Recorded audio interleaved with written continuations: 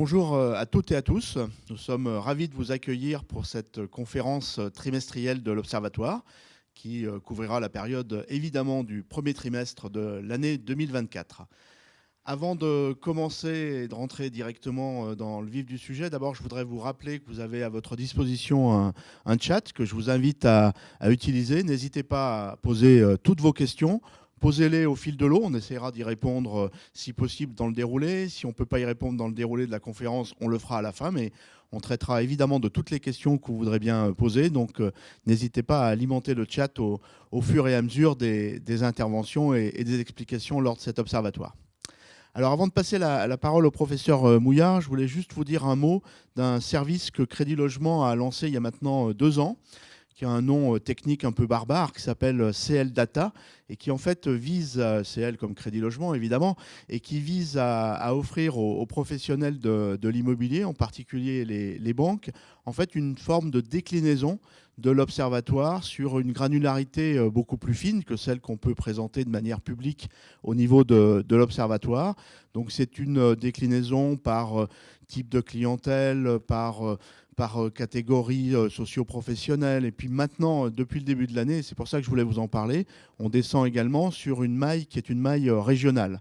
Donc en fait, c'est une logique de poupée russe par rapport à l'observatoire. C'est quelque chose qui est vraiment dans la philosophie de l'observatoire, construit avec les mêmes données, avec le même type de méthodologie, donc évidemment avec le même type de sérieux, mais le même type de pertinence, mais qui apporte une information beaucoup plus granulaire, beaucoup plus détaillée à ceux qui peuvent en avoir besoin. Et donc c'est un service, une offre que Crédit Logement a mis en œuvre, je l'ai dit, depuis plus de 2 ans maintenant, et puis qui s'enrichit au fil de l'eau. Voilà, je voulais juste repréciser parce qu'il y a cette dimension géographique là qu'on a rajoutée en début d'année et qui apporte beaucoup d'informations, et donc une information toujours pertinente parce qu'elle est basée sur des données réelles. Ce sont de vrais financements, ce ne sont pas simplement des observations de barème, ce sont de vraies opérations, des opérations récentes, donc il y a de la fraîcheur dans ces données, comme ce qu'on a dans l'observatoire, donc une information pertinente qu'on peut vous fournir. Alors maintenant, je vous propose qu'on rentre dans l'observatoire trimestriel lui-même, donc avec le professeur Mouillard. Merci Michel de nous accueillir ici au Quartz à Brest, qui est un très beau bâtiment. Et pour démarrer cet observatoire, moi j'avais envie de vous poser une question. Est-ce que les taux baissent vraiment sur les crédits immobiliers? Parce qu'on a eu le sentiment en lisant la presse que certains l'avaient découvert il y a 1 semaine ou 2. Il me semble qu'on en avait parlé, nous, depuis un peu plus longtemps. Donc, qu'est-ce qui se passe sur ces sujets? Où est-ce qu'on en est? Oui, vous savez, généralement, la presse n'est pas toujours lue par ceux qui l'écrivent. Donc la conséquence est que parfois des informations peuvent échapper. C'est vrai que les taux baissent. Les taux baissent depuis le début de l'année 2024. On l'avait senti à la fin de l'année 2023, on va en reparler. Et puis surtout, le mouvement s'est accéléré au tout début du mois de janvier pour atteindre très rapidement un rythme de croisière extraordinairement soutenu. On va voir, en gros, depuis le début de l'année, chaque mois, les taux baissent de 10 points de base. Dire qu'ils baissent de 10 points de base, ça signifie que lorsque nous étions à la fin de l'année 2023 sur un taux moyen trimestriel à 4,21%, nous sommes à 4,20%, pardon, nous sommes maintenant au premier trimestre 2024 à 3,99%. Alors la conséquence de cela est que après une stabilité des taux en novembre et décembre 2023, nous avons amorcé un mouvement à 4,13% en janvier, et dès le mois de février, dès la première semaine de février pratiquement, les taux sont descendus sous la barrière des 4%. Et depuis, ils continuent à descendre. Nous avons d'ailleurs au mois de mars un taux à 3,90% en moyenne. Cela signifie que finalement nous avons à peu près 75% des emprunteurs qui aujourd'hui bénéficient de conditions qui sont des conditions dont on n'aurait pas rêvé il y a quelques mois encore. Et précisément, quand on y regarde de près, on s'aperçoit que même sur les durées les plus longues, sur les produits phares que l'on suit, 25 ans, eh bien nous sommes à 3,91%. Et quand on y regarde de manière un petit peu plus détaillée, le premier groupe, le deuxième groupe, le troisième groupe, je rappelle donc ce sont les catégories d'emprunteurs réparties en fonction de leur position dans l'échelle des taux. Le premier groupe, en moyenne, c'est un quart de la production avec un taux à 3,55%. Le troisième groupe, c'est aussi 25% de la production sur les prêts à 25 ans à 3,99 en moyenne. Et il faut atteindre le quatrième groupe pour avoir un taux encore supérieur à 4%, 4,22. Mais quand on y regarde de manière plus détaillée, et là-dessus, je vous invite à regarder les documents détaillés qui sont sur le site Crédit Logement. Là-dessus, on s'aperçoit que même sur les emprunteurs du quatrième groupe, la baisse que l'on a constatée depuis décembre dernier se retrouve. Cela signifie qu'il n'y a pratiquement aucune catégorie de clientèle qui a été tenue à l'écart du mouvement de baisse des taux. Et c'est assez remarquable finalement, et j'en finis là-dessus avec ce slide, il est remarquable de constater que c'est sur les prêts finalement les plus longs, 25 ans, que la baisse est la plus rapide. En gros, soyons clairs, en moyenne, sur l'ensemble de la production, depuis décembre dernier, les taux ont baissé de 31 points de base. Et bien sur les prêts à 25 ans, les taux ont baissé de 41 points de base. Donc les taux ont baissé sur que dis-je, j'ai dit une bêtise, pas 44 points de base. 44 pardon. exactement. Ouais. Donc les taux ont baissé sur toutes les maturités, encore plus sur les durées les plus longues, et la baisse on l'observe depuis le mois de décembre. Et depuis le mois de décembre. En tout cas tout au long du premier trimestre 2024. Et on va vous réserver des surprises sur le mois d'avril. En plus, on en parlera tout à l'heure. Tout à l'heure. Donc continuons. Baisse des taux, bien sûr. Alors ça a une conséquence. La conséquence en est que pour pouvoir passer sous la contrainte qui est la contrainte imposée de taux d'effort supérieurs, les emprunteurs n'ont plus à s'endetter sur des durées plus longues comme les taux baissent. Donc de mois en mois, progressivement, les durées moyennes reculent. Nous sommes au premier trimestre 2024 à 247 mois. En gros, depuis 3 mois, enfin depuis 3 trimestres, nous avons perdu à peu près 2 mois de durée moyenne. Alors, ça ne remet pas en cause l'impact que la baisse des taux peut avoir sur la capacité d'emprunt des ménages, c'est clair. Mais ça nous dit bien que finalement, au fur et à mesure de la baisse des taux, nous allons abandonner des durées très longues, telles celles qu'on pouvait constater en 2023 ou en 2022. Donc ça aussi, c'est un signe de décrispation, on va dire, du marché. D'assouplissement. D'assouplissement, les choses sont plus fluides. Tout à fait. Alors, évidemment, il ne faut pas non plus s'enthousiasmer trop vite, parce que la baisse des taux, même s'il y a cette légère diminution des durées, n'a pas complètement modifié la situation que l'on constatait sur les capacités d'emprunt des ménages. Hein. En gros, depuis décembre dernier, l'annuité moyenne n'a baissé que de 3%.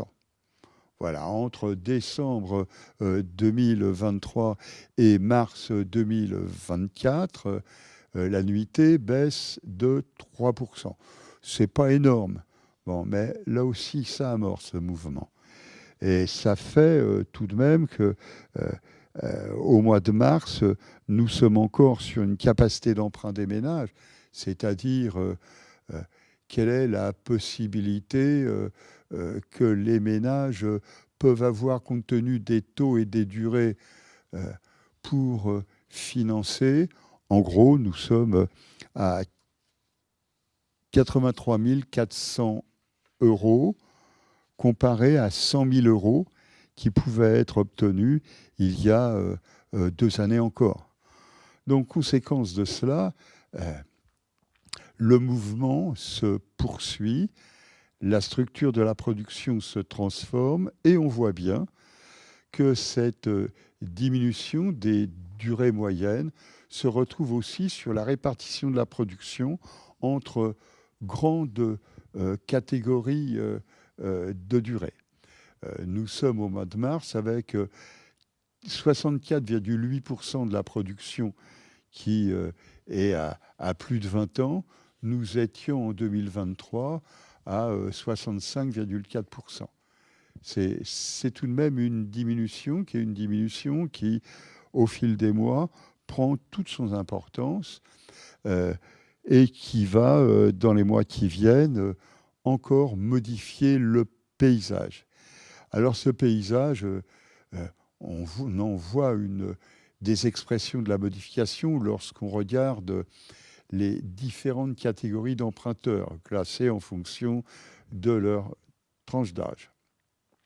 On le sait, ce sont les ménages les plus jeunes qui ont toujours l'habitude, serais-je tenté de dire, d'emprunter sur les durées les plus longues. Si on prenait au 4e trimestre 2023, pour prendre récent, nous étions à 91,7% qui étaient sur des durées de 15 ans à 25 ans, et nous étions sur des moins de 35 ans qui empruntaient sur plus de 20 ans, nous en avions 77,6%. Lorsqu'on regarde au premier trimestre 2024, nous sommes à 75,7%. On perçoit bien ici le mouvement. Ce mouvement, encore une fois, je le répète, lorsque les taux baissent, les contraintes de recours au crédit, compte tenu du seuil de taux d'effort qui est imposé, ces contraintes s'allègent progressivement et les ménages les plus jeunes, qui pourtant sont généralement ceux qui ont le moins d'apport personnel, des niveaux de revenus parmi les moins élevés des emprunteurs, etc., eh bien, ils ont moins besoin qu'auparavant de s'endetter sur des durées longues, très longues. Et c'est vrai aussi sur les 35-45 ans. C'est vrai sur à peu près tout le monde, sauf, serais-je tenté de dire, si, mais moins, sur les 55 ans et plus. Bon, donc ce sont finalement les plus jeunes qui sont derrière le mouvement de recul des durées moyennes, sans que cela, on le verra par la suite, ait une conséquence sur la capacité de réponse à la demande des emprunteurs. Maintenant, les taux, les durées, c'est bien, mais ce n'est pas tout. Il y a aussi l'évolution des revenus, des coûts moyens et de l'apport personnel. Alors, la particularité de ce premier trimestre 2024, elle est triple, serais-je tenté de dire. Tout d'abord, les coûts moyens diminuent toujours, mais beaucoup moins que par le passé. Et quand on regarde les évolutions mois par mois, comme le mensuel de l'Observatoire Crédit Logement CSA en témoigne, eh bien, la baisse constatée jusqu'alors commence à céder doucement la place à une stabilisation et en mars à une légère augmentation. Donc la baisse des coûts moyens que l'on avait constaté jusqu'alors est en train de progressivement céder la place à une stabilisation globale. Alors, le marché se transforme, c'est évident, on le sait, on ne va pas y revenir. On a suffisamment parlé. Les déplacements de clientèle sur les zones géographiques, l'abandon des centres les plus chers, le déplacement vers les territoires plus accessibles, compte tenu des contraintes d'accès au crédit qui sont imposées. Alors, cela a une conséquence que l'on voit sur l'évolution du coût, mais que l'on perçoit aussi sur l'évolution des clientèles. On le perçoit donc aussi maintenant sur l'évolution du revenu moyen. Alors, bien sûr, en 2023, nous avons eu cette forte poussée de l'inflation qui s'est répercutée sur l'évolution des revenus. Nous avons un ralentissement de l'inflation en 2024 qui se répercute aussi sur l'évolution des revenus, mais ce n'est pas que ça. Ce sont aussi des clientèles, on le verra, qui sont des clientèles qui se sont doucement transformées. En revanche, ce qui rebondit très nettement, c'est l'apport personnel moyen. Et l'histoire de l'apport personnel, on le sait, est une histoire à laquelle nous sommes particulièrement attentifs, puisque au premier trimestre 2024, l'apport personnel moyen bondit de 9,7% en glissement annuel. C'est-à-dire qu'en fait, on retrouve les rythmes de croissance qui étaient les rythmes que l'on avait connus de 2020 à 2022. Bon, alors ça a une conséquence. La conséquence, on le dit tout de suite, c'est que l'apport personnel moyen que l'on a vu évoluer depuis 2019 exprime l'éviction du marché d'un certain nombre de catégories de clientèle. Les jeunes, les ménages modestes, les familles nombreuses, tous ceux qui ne peuvent disposer d'un apport personnel suffisant.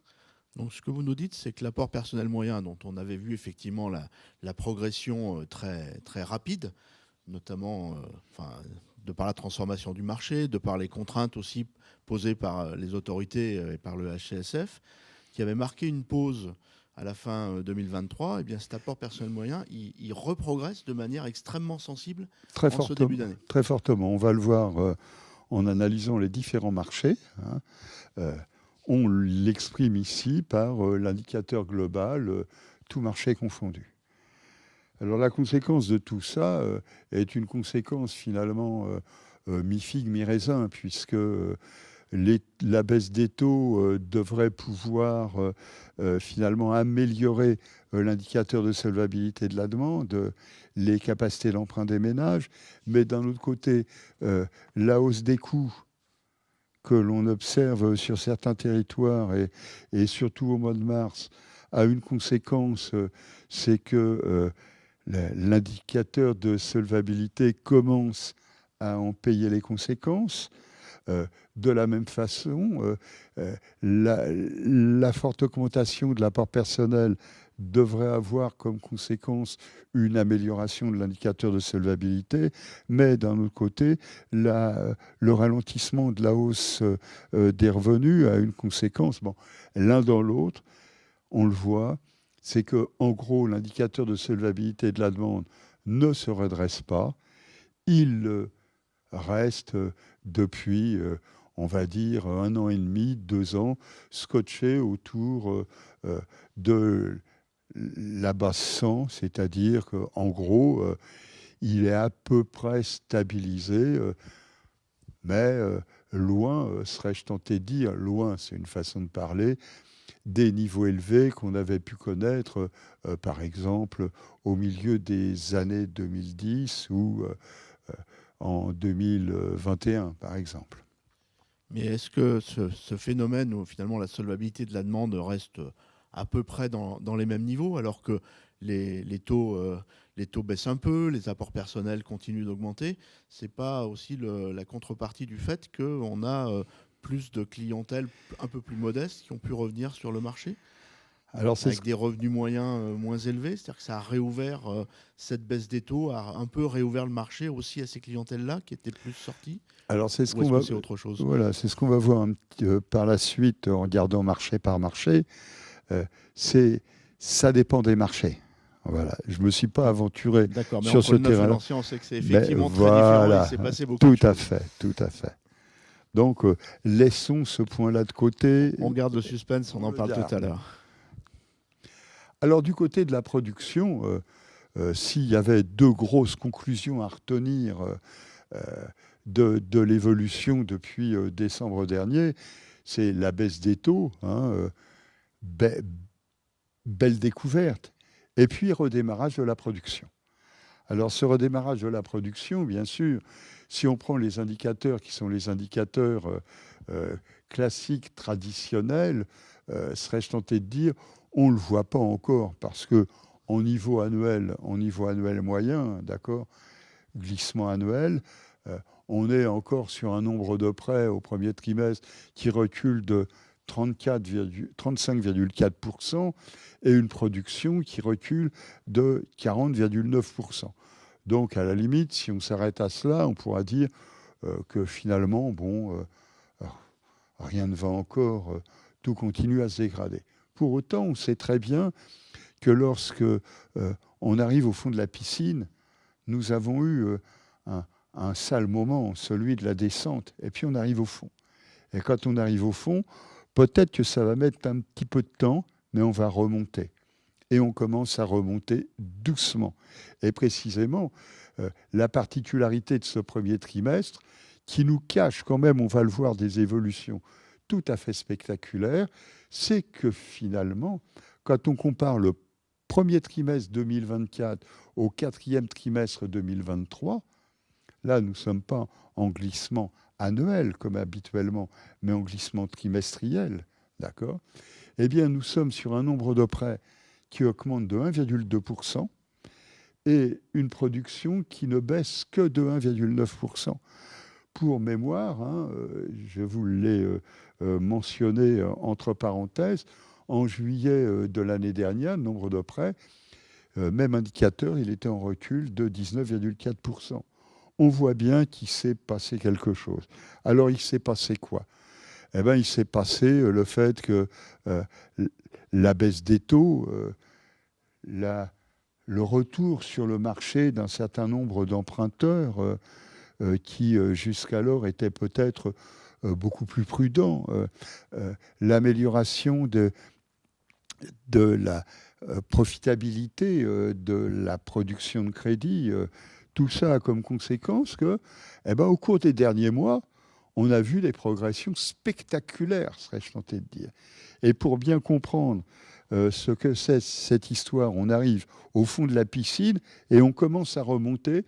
Eh bien, on compare le mois de mars 2024 au mois de décembre 2023. Eh bien, le nombre de prêts accordés, c'est plus 46,2%. La production, c'est plus 51,8%.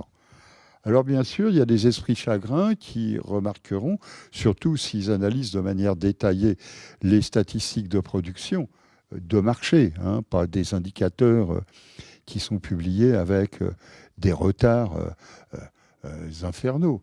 Eh bien, ils pourront toujours remarquer que le mois de décembre 2023, comme le mois de novembre 2023, n'étaient pas des bons mois. Mais toujours est-il que nous n'avons jamais connu dans l'histoire de l'évolution de la production de crédit, hein, et je rappelle que depuis 17 ans maintenant, nous suivons mois par mois. Nous n'avons jamais vu un rebond d'une telle ampleur, d'une telle vivacité. Et on retrouve donc, si on prend, c'est la deuxième colonne en partant de la droite, on retrouve bien le glissement trimestriel du premier trimestre, plus 1,2% sur la production, sur le nombre de prêts, moins 1,9% sur la production. Alors évidemment, si on avait pris le premier trimestre en glissement annuel, c'est-à-dire comparé au premier trimestre 2023, nous sommes là toujours sur cette histoire. Nous traînons, nous traînons.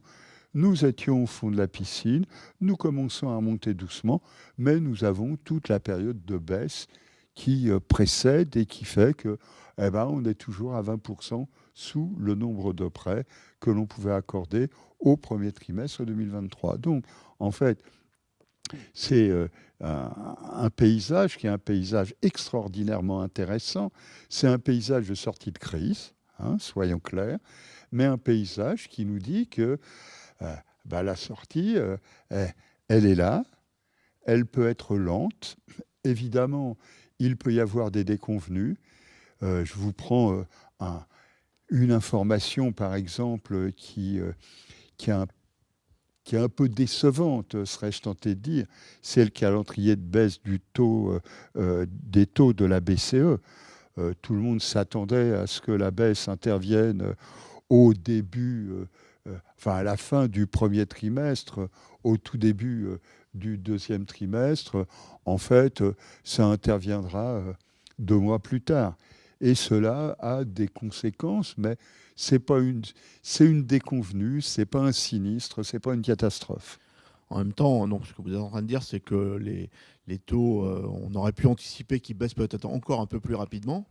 Malgré tout, on l'a vu tout à l'heure, la baisse est quand même extrêmement rapide depuis Elle le est plus début de l'année. rapide que ce que l'on escomptait. Voilà, on en voit des conséquences réelles très, très intéressantes. Enfin, les chiffres de la dernière colonne, les plus 52% ou plus 46%, quand on le regarde en production ou en nombre, sont quand même un vrai rebond, une vraie sortie de crise.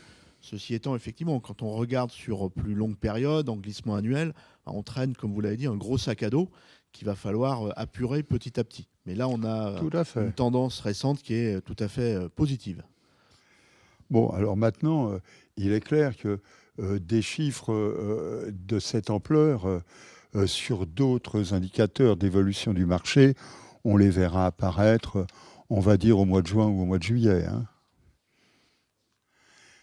Alors maintenant, marché par marché. Alors le 9, oui. Le 9, là, il est particulier, le 9. Parce que là, la récession était particulièrement encore plus profonde, si je peux le dire comme ça, concernant le 9. Tout à fait, tout à fait. On en est où?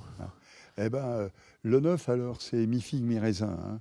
Parce que si on distinguait construction de maisons individuelles et promotion immobilière, on verrait qu'on ne parle pas de la même chose. Bon, alors globalement, parce que nous, on ne distingue pas cela, globalement, je vais prendre les 3 grands indicateurs. Tout d'abord, les coûts. Eh bien, à la différence de ce qu'on voit au niveau global, la baisse des coûts s'amplifie. En 2023, les coûts baissaient de 2,8%. Ils baissent maintenant de 3,6%. Du côté des revenus, comme on a une grosse partie du marché qui se bloque, c'est la distinction que je faisais entre maisons individuelles et promotion, eh bien, là où les revenus progressaient de 6,4% en 2023, ils baissent maintenant de 1,1%. Et puis, du côté de l'apport personnel, en revanche, du côté de l'apport personnel, ça reste soutenu. 7,3% d'augmentation de l'apport personnel. C'est-à-dire qu'en fait, ceux qui rentrent, ce sont ceux qui, pas forcément des ménages aisés, très aisés, mais des ménages fortement dotés en apport personnel. Conséquence de cela, et il faut bien le conserver en mémoire, parce que c'est une des clés de compréhension, sans aucun doute, de la mauvaise santé du marché de l'ancien, du marché du neuf, pardon, c'est depuis 2019, l'apport personnel moyen, il a quand même progressé de 56%. Alors voilà, on voit bien ce que ça signifie en termes d'éviction de clientèle. On voit bien ce que ça signifie en termes de réduction de la taille du marché. Et c'est la raison pour laquelle beaucoup réfléchissent sur cette question depuis quelque temps déjà. Rappelons que l'Observatoire, on parle depuis près de 2 ans. Et surtout sur un marché, le marché du neuf, en province notamment, il est très animé, très recherché par les clientèles jeunes. Et donc cette question de l'augmentation du besoin d'apport a été un facteur déterminant de cette éviction et de cette récession du marché. Tout à fait. C'est un peu le paradoxe, justement, quand on regarde, parce que finalement, quand on détaille ce marché par tranche d'âge ou par tranche de SMIC, on s'aperçoit que les clientèles qui sont les clientèles qu'on pensait voir sortir, finalement, sont des clientèles qui sont moins sorties que les autres. Hein. Je vais expliquer ça. Déjà, regardons le bas, les moins de 3 SMIC, c'est tout à fait spectaculaire, la progression du pourcentage. D'accord 47,2%, hein, si mes yeux sont bons. Nous étions l'année dernière à 45,1%. On voit bien quand même, et la progression du pourcentage se poursuit au détriment des 5 SMIC et plus. Et quand on prend par tranche d'âge, on voit bien que finalement, les moins de 35 ans restent sur un pourcentage élevé. Alors maintenant, nous attirons l'attention et nous émettons un warning, comme on dit, d'accord. Ne nous trompons pas, c'est pas parce que le pourcentage des moins de 3 SMIC a cru que la primo-accession a été préservée et que les décisions du HCSF n'ont pas impacté le marché. Hein. Alors, je vous ai fait le petit calcul suivant. En gros, quand on regarde le nombre de prêts accordés au premier trimestre 2024, en gros, on va avoir un nombre de prêts qui en recul d'à peu près 32% en glissement annuel. C'est-à-dire premier trimestre 2024 comparé au premier trimestre 2023. Eh bien, si on prend les moins de 3 SMIC, la baisse, serais-je tenté de dire, n'est que de 28%. Que de 28%. Mais si on prend les 5 SMIC et plus, la baisse est de 37%. Donc voilà, là je vous lis ce graphique autrement en vous disant, tout le monde a vu ses effectifs reculer, mais ce sont les moins de 3 SMIC qui ont vu leurs effectifs reculer moins que les autres. D'où la transformation de la structure telle qu'on la voit ici. Alors, continuons.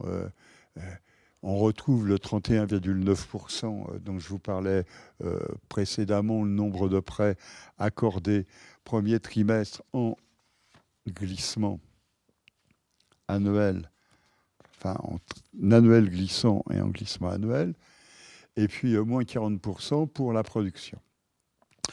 Bon, mais là aussi, nous devons faire attention parce que le premier trimestre est un premier trimestre plein de surprises. Nous avons, comme sur l'ensemble du marché, une évolution qui est intervenue. Si on prend le premier trimestre en glissement trimestriel, donc premier trimestre comparé au quatrième trimestre 2023, nous avons un nombre de prêts en augmentation de 5,1%. Donc ça n'échappe pas. Mais disons que c'est descendu, comme vous le disiez, tellement bas que finalement, ça va remonter plus vite. Plus ça descend bas, c'est l'avantage, plus la probabilité de trouver des remontées rapides est forte. Le plus 5,1%, il est à comparer au moins 20,8% qu'on observait encore en juillet dernier. Voilà. Alors reprenons le détail, comme tout à l'heure, parce que nous avons, entre décembre 2023 et mars 2024, une explosion, on va le dire ainsi. Un nombre de prêts accordés, plus 68,1%. Quand même. Alors, ce n'est pas forcément dans le secteur de la promotion immobilière que ça se retrouve. Et puis une production, plus 60,3%. Donc, nous avons bien ce rebond en cours de trimestre. Nous voyons bien que le trimestre en glissement trimestriel nous donne le plus 5,1% sur le nombre et moins 2,4%. Et puis maintenant, si on prend le premier trimestre en glissement annuel, eh ben, on voit bien qu'il se passe vraiment quelque chose de très visible, serais-je tenté de dire, parce que le nombre de prêts accordés sur un an, eh ben, ce n'est que moins 17,6%. Donc là, nous le voyons beaucoup plus. Bah oui, on le voit plus, tout simplement.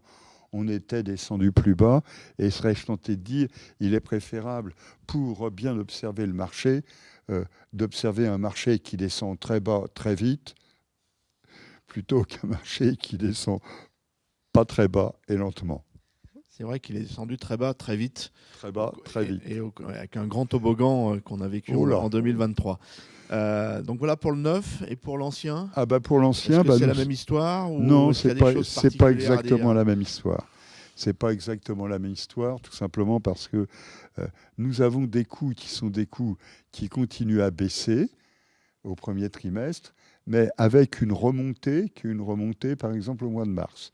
Ce qui est tout à fait, c'est pas une remontée de plusieurs pourcents, non, c'est un petit quelque chose qui tranche avec le mouvement de baisse qu'on constatait auparavant.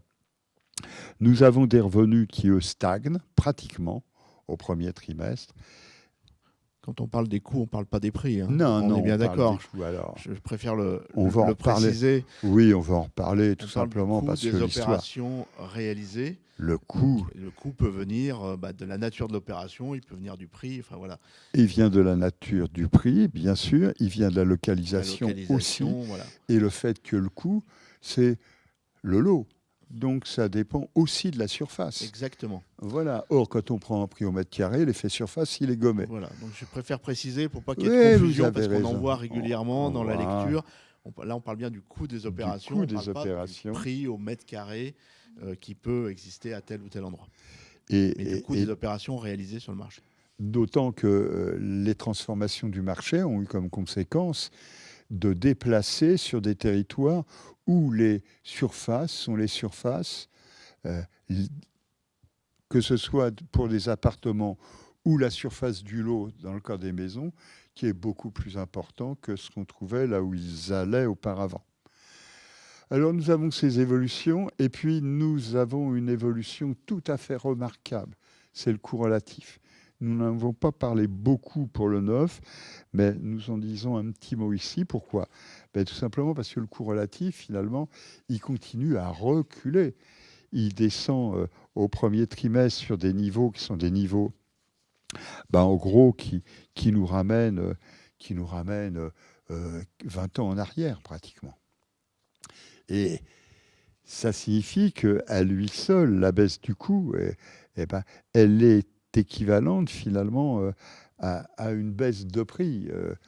Si on y réfléchit, puisque le coût relatif, c'est le rapport entre le montant de l'opération globale et le revenu des emprunteurs.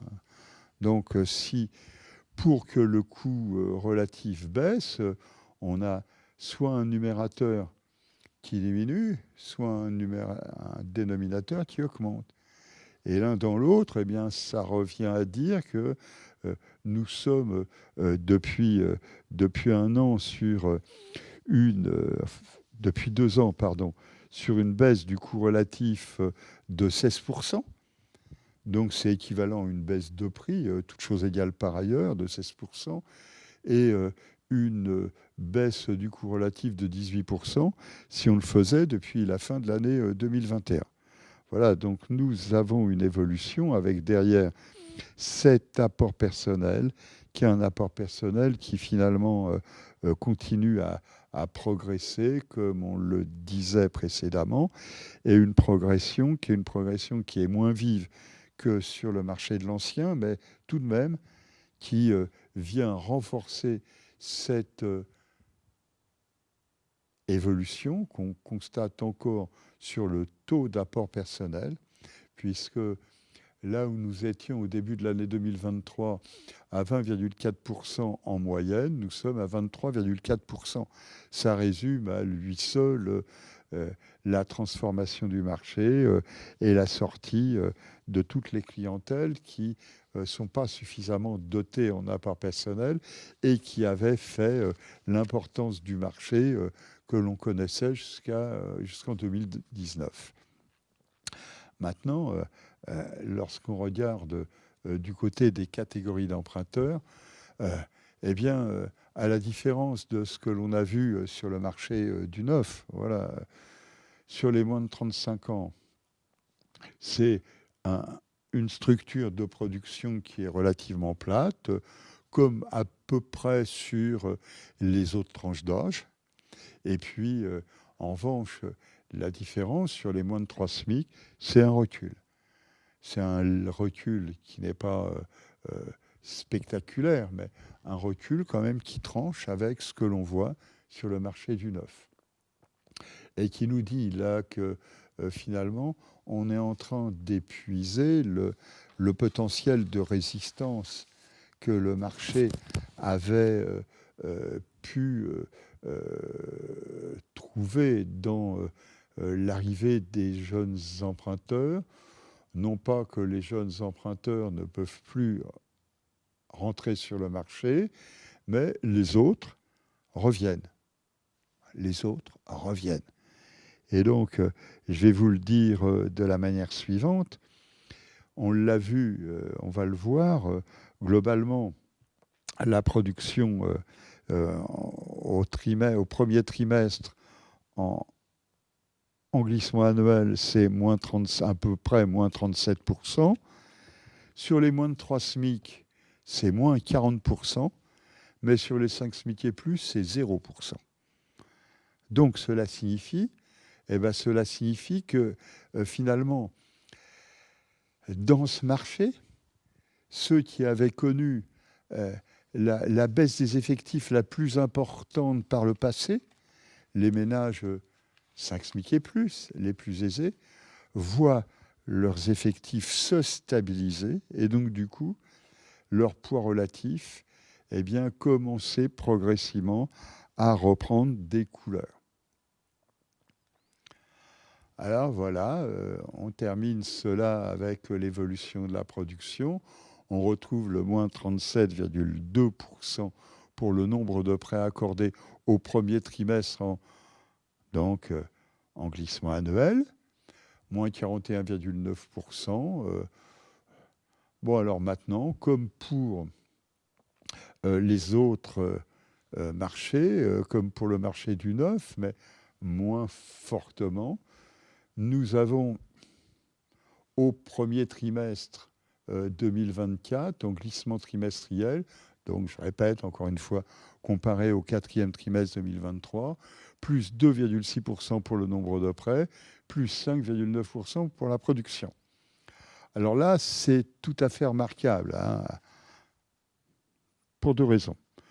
Pas parce que le nombre de prêts progresse, puisque tous les indicateurs dont on dispose, pas des indicateurs qui nous parlent de ce qui s'est passé sur le marché il y a 4 mois ou 5 mois, les indicateurs qui sont les indicateurs conjoncturels, nous voyons bien que le nombre de compromis signés dans l'ancien remonte.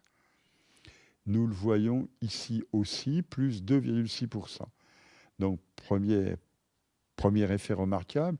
Mais second effet remarquable, la production progresse plus vite. Ben oui, d'habitude, on avait vu que c'était un petit peu l'inverse. Ben oui, il se trouve que quand on dit que depuis quelques mois, l'évolution du coût des opérations commence à tout sauter et à remonter doucement, eh bien, nous le voyons là. Donc, une production qui remonte un peu plus vite que le nombre de prêts. Alors, on finit pour ce marché simplement en regardant. On compare le mois de mars avec le mois de décembre 2023. 33,7% d'augmentation pour le nombre de prêts. C'est moins spectaculaire que sur le marché du neuf, mais c'est pas mal non plus, hein. Et ça finit par se voir. Et il y a même certains groupes qui commencent à le remarquer. Pas tout le monde, hein, mais ceux qui ont des indicateurs de marché leur permettant de comprendre ce qu'est l'évolution de la conjoncture. Et puis, alors maintenant, en trimestriel, en glissement trimestriel, nous le retrouvons. Évidemment, si on prend le premier trimestre en glissement annuel, nous sommes encore autour du fond de la piscine, à moins 23,5%. Et puis, on remonte de mois en mois. Donc là aussi, on a touché le fond de la piscine et Là aussi, on l'a. on est en train de se redresser. Donc voilà pour le marché de l'ancien. Sur les deux marchés, neuf et anciens, ouais. et globalement, sur l'ensemble de la production, nous sommes dans la phase qui est la phase, non pas de reprise spectaculaire, mais de lente remontée et de sortie du point bas de la dépression. En même temps, quand on voit des chiffres à plus 40 ou plus 50%, on pourrait parler de remontée c'est de spectaculaire. l'enthousiasme. C'est l'enthousiasme, évidemment. La période la plus récente est quand même très bonne, mais elle vient aussi d'une période juste avant qui était particulièrement déprimée. Voilà. On l'a dit, l'année 2023 a été mauvaise. La fin de l'année a été dramatique. Dramatique, la fin de l'année. Tout à fait. Donc là, on a ce redressement. On ne va pas s'en plaindre. Ah non, on ne va pas s'en plaindre. Alors j'ai une question qui vient du chat que je vais poser maintenant, parce que là, on va rentrer plutôt dans qu'est-ce qui peut se passer maintenant. La question, c'est que peut-on dire de l'évolution du pouvoir d'achat immobilier ? Est-ce qu'on peut dire qu'il commence à se redresser, le pouvoir d'achat immobilier ? On a vu le coût relatif des opérations tout à l'heure, par exemple. Ouais. Alors, le pouvoir d'achat, le problème du pouvoir d'achat, c'est que il mixe un certain nombre. Oui. D'accord ? Il y a les conditions de crédit, les taux, les durées. Alors, on a vu que taux, durée, donc l'annuité théorique, elle a baissé un peu, d'accord, mais elle n'a pas baissé beaucoup, 3% au cours du premier trimestre. C'est pas beaucoup, c'est déjà bien. Et puis, l'indicateur, la capacité, l'indicateur global, ça fait aussi intervenir l'évolution des revenus. Alors, il se trouve que l'évolution des revenus, elle est plus lente. Elle est plus lente, mais dans le même temps, les coûts, pardonnez ma maladresse, les coûts ne baissent plus comme avant. Donc, ça se neutralise. Et donc, c'est la raison pour laquelle nous sommes dans cette situation un petit peu paradoxale, où nous avons des indicateurs qui nous disent le marché reprend progressivement des couleurs, mais d'un autre côté, les indicateurs qui sont les indicateurs conventionnels d'évaluation des capacités des ménages à emprunter ou à rentrer sur le marché flottent, ne présentent pas de signes très convaincants d'évolution dans un sens ou dans l'autre. Si on se met au niveau d'un individu ou d'un couple, ce qu'il observe, c'est que les conditions de financement sont un petit peu meilleures, puisque certes, en moyenne, les durées ont baissé, mais on peut toujours emprunter sur des durées qui restent relativement longues, à des taux qui sont un peu plus bas, donc ça donne un peu plus de capacité. En même temps, les prix, eux, ils se sont un peu adaptés l'an dernier, mais pas tant que ça. Il n'y a pas eu de baisse massive des prix. Ouais. Donc par rapport à la situation de la fin de l'année dernière, c'est un petit peu meilleur. C'est-à-dire que, je ne parle pas de pouvoir d'achat, mais je parle de capacité à revenir sur le marché. C'est un peu plus facile pour un couple ou pour un particulier de revenir sur le marché parce que les taux sont un peu plus bas, qu'il peut continuer d'emprunter sur 25 ans s'il en a besoin. Et que dans le même temps, les prix de l'immobilier, certes, ils n'ont pas baissé, mais ils n'ont pas non plus augmenté. Donc c'est un petit peu meilleur, mais ce n'est pas l'euphorie non plus. Alors maintenant, la question que vous posez, moi, je peux y répondre autrement. Là, j'ai répondu. Alors répondez autrement, voilà. C'est intéressant. En vous disant, est-ce que les conditions qui sont les conditions aujourd'hui de réalisation d'un projet sont des conditions qui sont meilleures que celles, je ne parle pas d'un indicateur qui est un indicateur technico-objectif, d'accord, mais des conditions oui, on ne parle pas du marché globalement, pas du général, mais du particulier. Quoi. Voilà. Est-ce que ces conditions font qu'aujourd'hui, une décision va l'emporter sur une autre ? décision d'acheter contre décision de ne pas acheter. Et je vous dirais, quand on regarde, les ménages, ils ne sont pas sots. Hein. Il y a dans l'enquête de conjoncture de l'INSEE, l'enquête mensuelle, une partie qui s'appelle l'indicateur, l'intention de réaliser des achats importants. Alors les achats importants, ça peut être de l'immobilier ou ça peut être un véhicule automobile, des gros électroménagers, refaire une cuisine, etc. Eh bien, on s'aperçoit que depuis novembre-décembre de l'année dernière, cette proportion de ménages convaincus que c'est le moment de réaliser des achats importants se redresse. Ils ne sont pas sots, les ménages, il ne faut pas croire. Hein. Et donc, moi, je vous dirais, aujourd'hui, nous sommes dans une situation où beaucoup de conditions font que probablement la décision d'acheter commence à l'emporter sur la décision de ne pas le faire. D'abord, les taux sont bien orientés.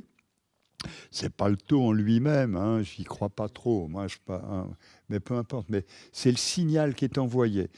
Et si les taux baissent, c'est parce que les établissements de crédit ont envie de soutenir cette reprise de l'activité. Et donc, en baissant les taux, ils renforcent le signal comme quoi le marché a toute chance, dans les mois qui viennent, de continuer à remonter.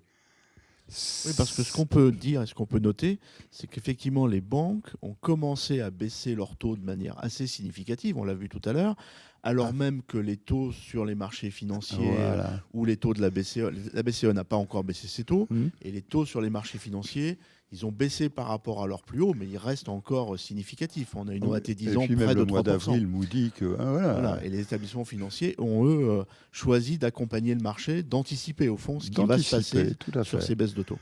De faire le boulot qu'elle leur habituellement. Hein.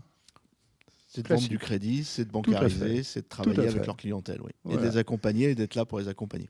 Eh bien, pour répondre autrement, comme je disais tout à l'heure à votre question, oui, l'emprunteur, le ménage qui envisage aujourd'hui, il est dans une bien meilleure situation objective et psychologique que cela pouvait être le cas. Alors maintenant, il y a plein d'impondérables. Hein, je ne vous raconte pas ce qui s'est passé il y a 2 jours dans les espaces aériens, d'accord. Il y a plein d'impondérables. La BCE, d'ailleurs, hésite parce que les désordres que l'on voit au niveau géopolitique peuvent avoir des conséquences sur l'évolution des prix des matières premières, donc rétroagir, blablabla, d'accord.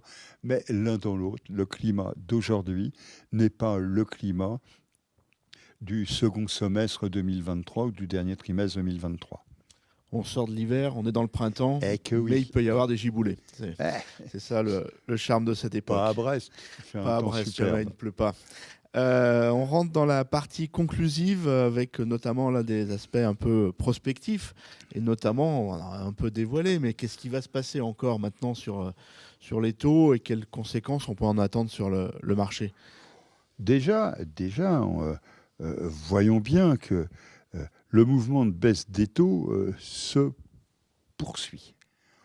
Au mois d'avril, nous sommes sur un niveau qui est de 3,83%. C'est-à-dire que, je rappelle, nous étions à 4,21% à la fin de l'année 2023. Nous sommes donc sur une baisse qui est pratiquement de 10 points de base par mois et qui ne ralentit pas. C'est ça qui est intéressant. Oui, parce que là, si j'observe bien, on était à 3,90 en mars. On est à 3,83 mi-avril. Mi-avril. C'est-à-dire qu'en 15 jours, on a perdu 7 points de base. Donc on est parti pour les faire. Faire au moins encore 10 points ce mois. Allez, on fera 10 points 3,80, on va dire. Ça veut dire que ça ne se ralentit pas. Ça signifie que ça ne ralentit pas. Cela signifie que ça ne ralentit pas, mais surtout que derrière, la volonté de continuer à porter le développement du marché ne s'est pas érodée du côté des établissements bancaires. Alors que la BCE n'a pas modifié, hein, on le voit. Pas encore. Pas encore, oui, non, mais là, on est en avril, je ne vais pas vous parler de... Hein. On est toujours sur le 4,50 pour ce qui nous intéresse sur le principal taux de refinancement. Les taux des crédits baissent. Euh, En revanche, le taux d'usure, lui, il continue à monter. Et c'est pratiquement ce qui détonne par rapport à l'évolution. Je rappelle quand même qu'une partie des explications qui étaient apportées sur la mensualisation du taux d'usure, c'était de permettre au taux de s'ouvrir un peu plus sur l'évolution des conditions de financement et de refinancement. Là, nous sommes sur des conditions de financement et de refinancement. Si on reste sur les seuls prêts immobiliers qui se sont quand même modifiés. Alors bien sûr, il y a d'autres éléments dans le taux d'usure, notamment l'ensemble des autres coûts associés, les frais de dossier, les frais de garantie, etc. Donc la hausse du taux d'usure, c'est aussi une façon d'apporter de l'oxygène à des productions de crédit sécurisées. Voilà, mais bon. En même temps, on voit bien le pincement qu'on a eu en 2022, fin 2022, début 2023, entre les deux courbes des taux des crédits immobiliers et taux d'usure. On le voit bien, ce pincement. Bon, la mensualisation, elle a aidé à limiter l'effet du pincement, mais le pincement, il était là. Et là, on retrouve une forme de respirabilité qui est plutôt plus conforme à ce qu'on avait auparavant, avec un vrai écart entre les taux des crédits et les taux d'usure, ce qui permet, je dirais, au marché de respirer.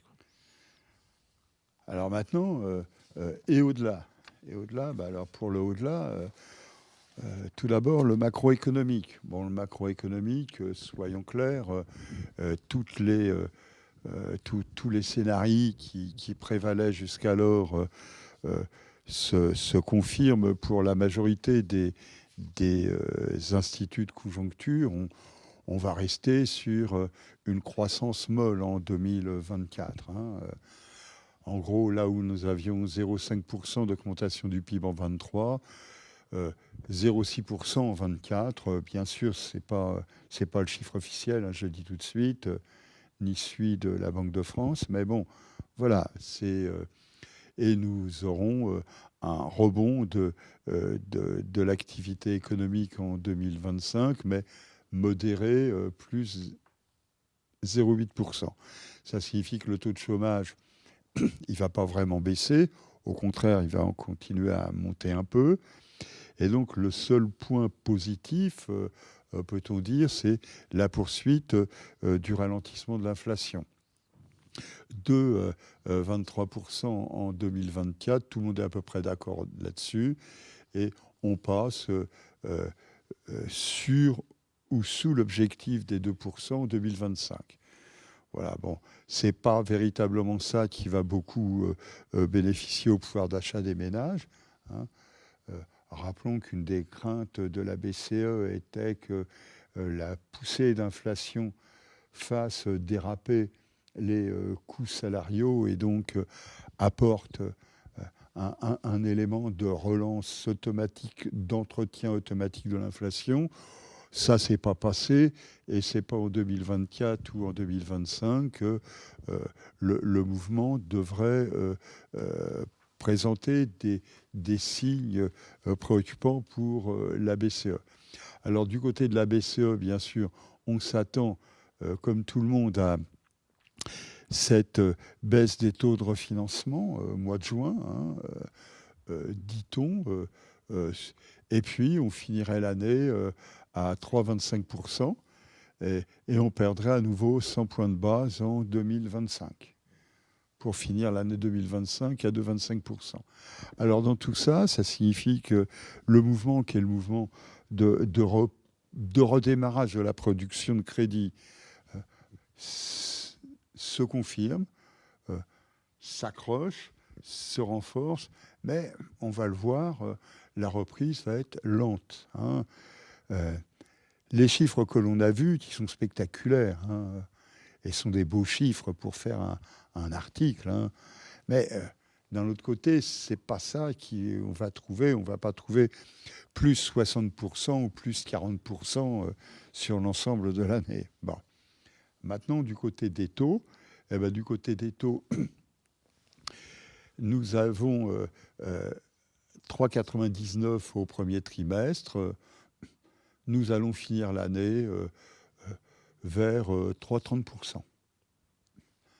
Un petit peu plus que ce que l'on escomptait au mois de janvier, lorsqu'on présentait les perspectives pour 2024, puisque nous escomptions alors 3,25.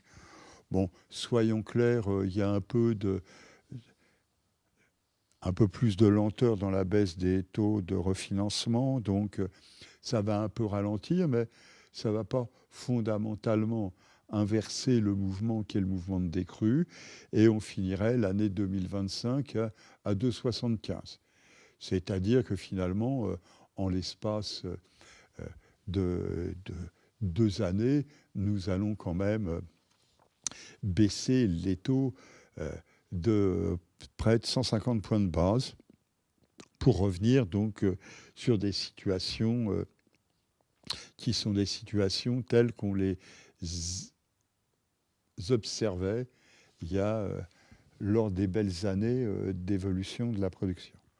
Maintenant, on l'illustre de la manière suivante, pour bien le visualiser, que les uns et les autres ne comprennent pas, enfin ne croient pas qu'il s'agit simplement de coller un chiffre sur une fin d'année ou sur un début d'année.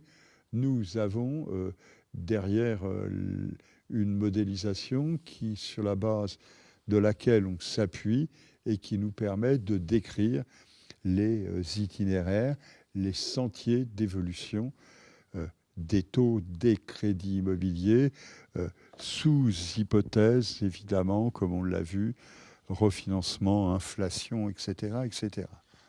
Donc ça, c'est l'illustration graphique de ce que vous venez de ce qui a été dit de nous précédemment exposer. dans l'évolution du taux. Alors, le marché, Mais ça permet de bien visualiser, je crois. Oui, les trajectoires et la façon dont la ça pourrait trajectoire et évoluer. Oui. une croissance, une décroissance, un recul qui est lent, régulier. Alors maintenant, du côté de la production, faut être prudent. Pourquoi ? Tout simplement parce que, je le disais, nous avons dépassé le fond de la piscine. Nous remontons. Nous avons un premier trimestre qui nous donne finalement une progression qui est une progression correcte. 2%, 2,5%, c'est correct en nombre. Mais ça signifie que nous avons finalement un premier semestre qui va nous faire une augmentation de la production globale de 2,5%. Mais une augmentation de 2,5% par rapport au second semestre 2023. Mais après, il faut rattraper ce qui s'est passé entre le premier semestre 2023 et le second semestre 2023.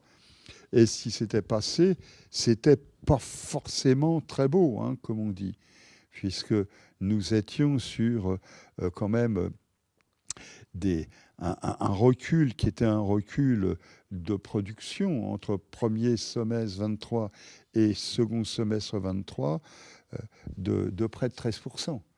Donc, il faut le rattraper. Et bien, précisément, le second semestre 2024 devrait voir une accélération du mouvement de remontée.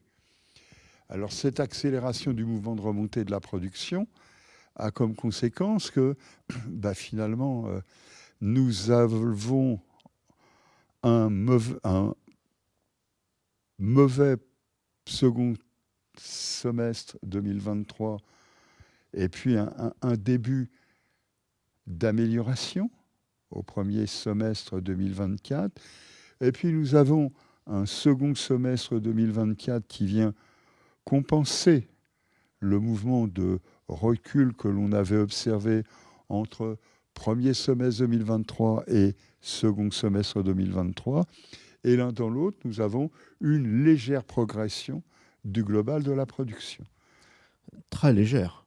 0,7%. Très légère. Voilà. Mais l'un dans l'autre, si on regardait sur la courbe, qui est la courbe trimestrielle ou semestriel, nous sommes véritablement sur l'inflexion. Oui, c'est-à-dire qu'en fait, derrière le 149 milliards de 2023, on a un premier semestre qui n'était pas terrible, Ouais. mais qui était quand même largement meilleur que le Ouais. second semestre. Et pour 2024, eh bien, on s'achemine vers quelque chose d'inverse, enfin, une espèce de V qui est en train de se faire. Et donc, l'un dans l'autre, on aura des années qui arriveraient globalement au même chiffre, mais en n'ayant pas du tout la même Pas du tout le même trajectoire, profil. la même Enfin, saisonnalité à l'intérieur de l'année. et là, vous pourriez me demander, mais alors, et 2025? C'est pas sur le graphique, donc Eh ben j'osais voilà, pas, vous n'en avez mais pas puisque vous parlé. posez la Et question, on voilà. va la poser. Eh bien, si vous posez la question, je vais vous répondre.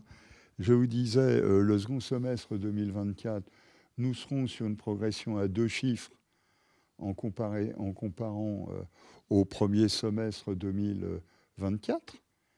Eh bien, 2025 restera sur une progression à 2 chiffres comparée à 2024. Donc là, on peut Et espérer ben voir un là, chiffre qui décollerait du eh ben 150 nous sommes de manière un peu significative, un peu significative. qui nous Bon, ramènerait où dans eh ben les années, l'étiage des années 2017, voilà, 2020, 19, voilà. 2020 peut-être. Mais soyons clairs, hein, on revient pas. Oui, On revient pas. C'est-à-dire que les belles années, hein, 2019 ou l'année 2021 qui avait récupéré une partie de l'année 2020, ces belles années-là, il ne semble pas qu'on soit prêt de les revoir si on reste sur les conditions de resserrement de l'accès au crédit. oui, voilà, on n'est plus du tout dans le même monde par Nous ne rapport à sommes ces pas dans le années-là. même monde, nous sommes Donc bien ça, on ne les d'accord. reverra pas dans l'état actuel des choses, mais on Ouais, peut espérer en 2025 revenir plus près de ces étiages voilà. de l'ordre de 170 peut-être, 165, Ouais, 170. 165, un truc comme Voilà. ça, Bon, on en un peu reparlera. plus. On en On en reparlera, mais reparlera. en tout cas, c'est ce On qu'il va faut en avoir en tête. reparler, on va en reparler. C'est Voilà. ça pour la suite. Bien, si on poursuit sur la conclusion des éléments un peu Voilà, donc nouveaux depuis quelques temps maintenant, puisqu'on on a va en intégré les finir. DPE dans les analyses, Tout à fait, on va en les finir étiquettes sur. énergétiques. Donc, qu'est-ce qu'on Tout peut à en fait. tirer là, de ces enseignements récents? Alors bon, tout d'abord, euh, petit, petit histogramme pour rappeler que l'échantillon sur lequel on travaille est un échantillon qui présente une structure qui est une structure qui n'est pas aberrante au regard de l'observation globale de l'ONRE. Hein. Nous travaillons donc depuis 2015 sur un échantillon de près d'1,5 million DPE, voilà. Dont depuis juillet 2021 sur un échantillon d'un peu moins de 400 000 DPE. Voilà, simplement pour situer. Donc si on prend l'évolution 2021 par rapport à 2015-2024, simplement pour mentionner que nous avons vu que beaucoup de craintes étaient exprimées par des observateurs, des acteurs, comme quoi finalement le financement des mauvaises étiquettes FG n'était plus possible et que les difficultés s'étaient renforcées depuis 2 ans, 3 ans. Bon, on ne voit pas trace de cela, soyons clairs. Sur l'échantillon à partir duquel on travaille. Au contraire, dirons-nous, nous avons une progression du poids, une progression un peu paradoxale du poids des meilleures étiquettes, enfin des moins mauvaises étiquettes, les passoires, dit-on. Maintenant, comme pour la structure de la production, il faut être prudent puisque dans le même temps, les plus belles des étiquettes A et B voient leur poids dans le marché se réduire. Hein, soyons clairs, la chute de la construction, avec tout ce qu'on a vu, a cette conséquence. Donc on a eu un effet de report sans aucun doute, mais ce n'est pas de report en termes de structure, mais nous n'avons pas vu une diminution du financement des plus mauvaises des étiquettes. Alors, petit passage rapide sur la répartition par tranche de SMIC, on voit bien que finalement, les ménages qui sont les ménages les plus modestes ne sont pas ceux qui ont été renvoyés sur les plus mauvaises des étiquettes. Bien au contraire, quand on regarde, ce qui est un peu logique finalement, quand on se souvient que ce sont les catégories d'emprunteurs qui ont bénéficié et qui bénéficient bien souvent des quelques dispositifs publics de soutien de la demande. On voit aussi cela sur les tranches d'âge. Alors on mentionnera tout de même, et cela est tout à fait remarquable, que finalement les ménages les plus avancés dans l'âge, voire aux revenus les plus élevés, sont ceux qui sont le plus présents sur le marché des étiquettes F&G. Pour mémoire, simplement, les 5 SMIC et plus, étiquettes F et G, ces 5 SMIC représentent plus de 40%, 43% des étiquettes F et G acquises. Alors pourquoi ? Simplement parce que ce sont des opérations qui sont des opérations moins coûteuses, ce sont des opérations localisées ailleurs, ce sont des opérations qui nécessitent la réalisation de travaux, etc., etc.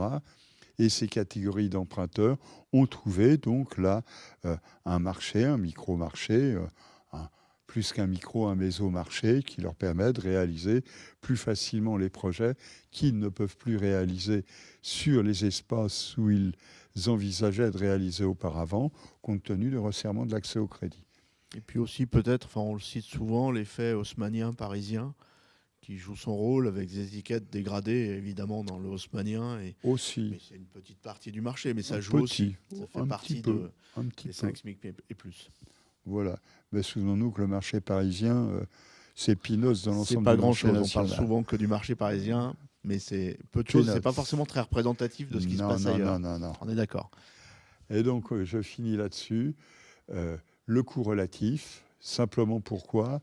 Eh bien, pour donner un corps, illustrer un petit peu ce que je vous disais précédemment sur les mauvaises étiquettes, les belles étiquettes A et B, ce sont des coûts relatifs à 4, 6, 4, 7 années de revenus. La moyenne du marché ici, c'est 4 années de revenus. Et les étiquettes qui sont les étiquettes G, sont des étiquettes à 4-3 années de revenus, donc finalement qui ne sont pas beaucoup plus dégradées en termes de coûts relatifs que les étiquettes finalement DEF. Voilà. Qu'est-ce qu'on en déduit de finalement d'un côté les bonnes étiquettes avec ces coûts relatifs plus élevés et les étiquettes moyennes et moins bonnes avec ces coûts relatifs plus bas? Comment on pourrait le rationaliser, l'interpréter? Autrement, eh bien, en termes de clientèle, sur les AB, d'accord, nous allons trouver, c'est un peu paradoxal, mais des jeunes qui sont des jeunes, des ménages à revenus moyens, qui bénéficient encore de quelques soutiens publics et qui réalisent plus volontiers des projets dans le neuf. Alors que sur les étiquettes, les étiquettes G, par exemple, nous allons trouver des ménages sur des tranches de revenus plus élevées, plus avancées dans l'âge, et qui réalisent des opérations qui sont des opérations finalement coûteuses, parce que ce sont des surfaces importantes sur des lots, lorsqu'il s'agit de maisons individuelles, avec surface de terrain élevée. Mais des clientèles qui ont des revenus également et plus qui ont élevés. Des revenus, voilà. Plus élevés aussi. D'accord, merci. Alors, pour terminer, une illustration alors qui est en marge de l'observatoire. Ce n'est pas directement l'observatoire qu'on va présenter ici. Ce sont des observations qu'on a construites à Crédit Logement à partir de nos données. Alors, les données de Crédit Logement alimentent l'observatoire, mais ensuite elles sont retravaillées avec les données du CSA, elles sont analysées par le professeur Mouillard. Là, on est vraiment sur ce qu'on observe directement dans la production de Crédit Logement. On s'intéresse évidemment au prix et à la valeur, au coût des opérations bien sûr, mais derrière au prix des opérations, au prix des biens qui sont financés. Alors certes, on ne fait pas de l'hypothécaire, donc ce n'est pas notre clé d'entrée principale, mais c'est quelque chose qui nous intéresse de regarder de près. Et on est en train d'enrichir là depuis quelques années toute cette observation. On a construit des modèles de valorisation et on est en train d'enrichir les données avec tous les éléments. Alors d'abord les DPE, et je vais en dire un mot maintenant, et puis on va ensuite l'enrichir d'autres éléments pour avoir des visions prospectives sur les risques climatiques, risques physiques et risques de transition. Inondations, retrait, gonflement des argiles, enfin, etc., en se basant sur les scénarios du GIEC pour avoir des visions prospectives sur les prix, de façon à pouvoir alimenter des exercices, notamment de stress test. Mais pour être concret et pour illustrer ce qu'on est en train de faire, on a regardé simplement, à partir de ces modèles de valorisation, enfin pas de ces modèles de valorisation, des données réellement observées, ce qui se passe sur les prix de l'immobilier, de l'ensemble des opérations que nous avons été amenés à traiter, à peu près un tiers des financements sur le marché de l'immobilier, en se posant la question est-ce que l'étiquette énergétique a ou commence à avoir une influence sur les prix des biens immobiliers? La réponse, la nôtre, aujourd'hui, à partir de nos données, c'est oui. Alors, il y a une étude que les notaires avaient faite l'an dernier qui allait aussi dans ce sens-là. Là, on est sur les données Crédit Logement. On a le même genre de conclusion. Et ce qui est intéressant et que les notaires ne publieront sans doute que beaucoup plus tard dans l'année, c'est qu'on peut avoir déjà la vision de l'année 2023. Et ce qui est intéressant, c'est d'abord, premier constat, je l'ai dit, c'est que l'étiquette énergétique joue son rôle par rapport au prix. Là, on a pris une référence qui est l'étiquette, on raisonne par rapport à l'étiquette D. Donc, c'est un écart de prix moyen au mètre carré par rapport à l'étiquette D, hein. Et donc, on voit une étiquette G, en 2024, c'est 5,4% de moins. Une étiquette A, c'est à l'inverse 2,4% de plus. Donc on avait déjà ce phénomène qui était visible en 2022. En 2023, il est toujours visible. Et ce qui est très intéressant d'observer, c'est qu'il s'accentue. C'est-à-dire que là où on avait 5,4% de moins en moyenne sur les prix des étiquettes G par rapport au D, en 2023, on passe à 9,7%, c'est-à-dire on double pratiquement. Et on observe le même phénomène sur les très bonnes étiquettes comme les A, où on passe de 2,4 à 4,2. Donc on le sentait, on le ressentait, on peut le traduire directement aujourd'hui. Il y a une influence directe de l'étiquette DPE sur les prix des biens immobiliers en France, et il y a une accélération de la différenciation. Et puis sur la partie droite de la diapositive, alors il y a beaucoup de chiffres, je suis désolé, mais on l'a illustré région par région. Et donc on voit à la fois que c'est vrai dans toutes les régions. On voit également qu'il est vrai que dans toutes les régions, en 2023, c'est plus important ce phénomène qu'en 2022. Mais ce qu'on notera aussi, c'est qu'entre les régions, il peut y avoir de réelles différences. Si je prends simplement les étiquettes G, pour simplifier le propos, on peut voir qu'on a pas mal de régions où on est plutôt entre moins 15, voire jusqu'à moins 18%. Donc là, il y a un effet qui est absolument majeur. Et des régions où, à l'inverse, l'effet existe. Il y a un effet négatif très clair, mais beaucoup plus réduit. Alors, notamment sur les régions où le climat est globalement plus doux, hein, notamment Occitanie ou Provence, Alpes-Côte d'Azur. Il y a un effet, mais il est quand même beaucoup plus pondéré. Et puis aussi sur l'Île-de-France hors Paris, et avec le cas là, particulier de Paris, où oui, il y a une différenciation, mais elle est assez limitée. Là, on rejoint ce qu'on évoquait tout à l'heure sur la nature des biens qui peuvent être en vente sur le marché parisien. Il n'y a quand même pas beaucoup de constructions neuves. Il y a beaucoup de constructions anciennes, dont toute la partie haussmannienne qui est souvent classée F et G. Et on voit que là, la différenciation de prix est extrêmement limitée. Sur l'Île-de-France, on a déjà une différenciation plus importante, même si elle est moins significative. Hein. Vous voyez que dans des régions comme Bourgogne-Franche-Comté, comme les Hauts-de-France ou le Grand Est. Mais vous pourrez regarder ce tableau plus en détail. Donc voilà une illustration très concrète de la transformation aussi du marché, de ce qui se passe sur les prix de l'immobilier du fait de la transition climatique. Les choses, on le voit bien maintenant, c'est un vecteur de discussion important dans les négociations immobilières, mais ça se traduit réellement et directement sur les prix. Et on peut penser que ce phénomène se poursuivra et donc on actualisera ces données et on vous les communiquera lorsqu'on aura de nouveau encore des données plus fraîches à pouvoir observer. Voilà, je voulais terminer là-dessus. Hein, donc on n'est pas sur le coût des opérations, on est bien sur le prix mètre carré, on va dire, des biens immobiliers qui ont fait l'objet de transactions effectives et de financement en 2022, en 2023. Et je pense que c'est intéressant d'avoir ça en tête. Je reviens à l'Observatoire et aux questions autour de l'Observatoire. Donc, n'hésitez pas à poser vos questions dans le chat. Alors, j'ai déjà une question autour du HCSF, qui est la suivante. Je vous la lis. Professeur, pensez-vous que les contraintes HCSF vont être à nouveau assouplies? Point d'interrogation. Deuxième partie de la question, le souhaitez-vous? Point d'interrogation. Oui, alors, il est clair que c'est une impérieuse nécessité. Hein. Je ne vais pas revenir sur tout ce qui a pu être dit par le passé. Je rappelle simplement que c'est une décision qui avait été prise dans un contexte totalement différent, que tous les risques qui étaient avancés pour justifier ne se sont pas concrétisés. Parlons par exemple de la montée des défauts de paiement. Ça ne s'est pas observé. Nous, on ne les a pas vus. Voilà.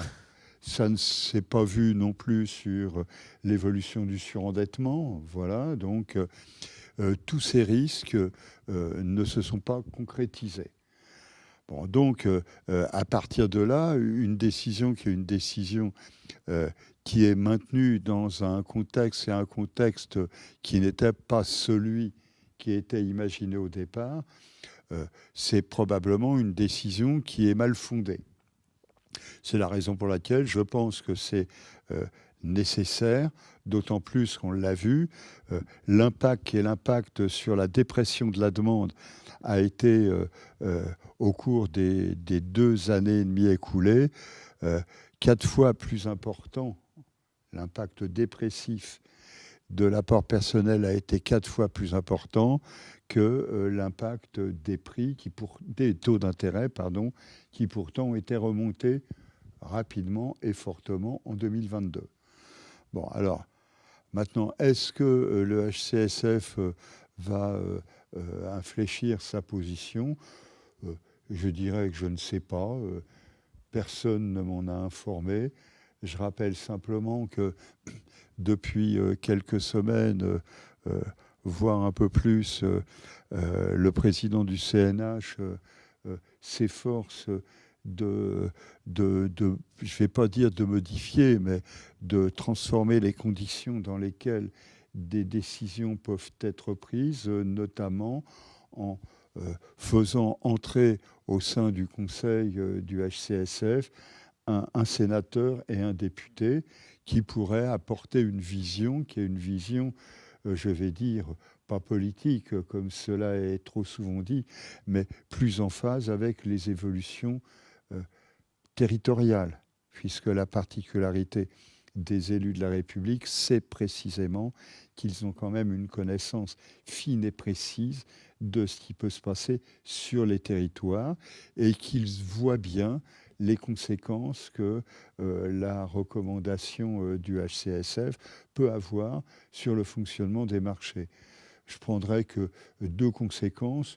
Une qui pourtant aurait dû et pourrait attirer l'attention du ministre de l'économie, les conséquences de la contraction de l'activité des marchés immobiliers, de la construction et de la réhabilitation sur les recettes de TVA. Alors qu'aujourd'hui, on cherche quelques milliards, on sait qu'il y en a beaucoup qui ont disparu. C'est effectivement pas complètement neutre déjà sur l'année 2023. Tout à fait. Et puis, autre élément, sur les droits de mutation, les recettes des collectivités locales, qui déjà ont été malmenées par la réforme de la taxe d'habitation et qui en plus aujourd'hui voient fondre des recettes et donc modifient complètement les équilibres budgétaires qui étaient les leurs et qui pourtant budgets qui ne sont pas déficitaires comme l'est le budget de l'État. Voilà. Et on en a vu l'impact au niveau des collectivités sur la taxe foncière, par exemple. Et c'est sans doute pas complètement terminé. Sur ce que vous évoquez, effectivement, l'entrée d'un sénateur, d'un député au HCSF, il y a un projet de loi une loi qui est actuellement discutée à l'Assemblée nationale sur ce sujet. Merci. Une autre question. Étant donné vos projections de taux pour 2025, serait-il sage d'attendre avant de concrétiser son projet immobilier et ainsi augmenter sa capacité d'emprunt?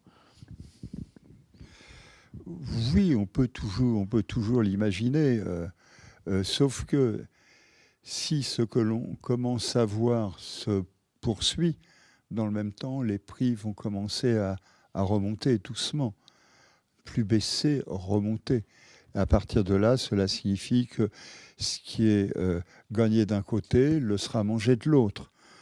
Donc, ce qu'on disait tout à l'heure lorsque vous me posiez la question, monsieur le directeur général, je dirais, il faut bien voir que c'est toujours le moment de réaliser son projet et il ne faut pas forcément attendre que les jours soient meilleurs, ne serait-ce que parce que, et on l'a bien dit, c'est bien précisé dans les scénarios que nous avons présentés, il y a quand même des risques, les impondérables. Hein. Nous ne savons pas ce qui va se passer au Moyen-Orient dans les semaines qui vont venir. Nous ne savons pas les conséquences que cela pourra avoir, nous, mais d'autres aussi, les conséquences que cela pourra avoir sur les marchés des matières premières, donc sur les coûts de production, donc etc. Donc ce que vous nous dites, c'est que ce n'est pas le taux qui fait le projet. C'est un peu le taux, le taux peut aider à faire le projet. Voilà, le taux, ça aide à faire le projet. Soyons prudents. Ce n'est pas le taux qui fait le projet. Il y a d'abord le projet, il y a la réalité de ce qu'on veut faire, l'intérêt il y a l'environnement général. Il y a plein de choses. Et puis le taux, lui, et les conditions de financement vont contribuer à le rendre plus ou moins faisable, plus ou moins possible. Passer du rêve à la réalité. Mais c'est dans ce sens-là qu'il faut toujours observer les choses. Merci. Est-ce qu'on a d'autres questions? Non, je ne vois pas d'autres questions apparaître sur le chat. Si vous en avez, c'est le moment. Ceci étant, on a largement débordé du temps qu'on s'était donné. On a pris le temps de traiter beaucoup de sujets aujourd'hui, puis de répondre aussi à ces quelques questions. Je ne vois pas de nouvelles questions apparaître, donc je pense qu'on va en rester là pour cette conférence trimestrielle de l'Observatoire. On va vous remercier de votre écoute attentive et puis des questions que vous avez posées. On espère vous avoir apporté des éclairages utiles et intéressants. Voilà, rendez-vous dans 3 mois. Bonne journée. Bonne continuation et bon appétit. Et bon appétit.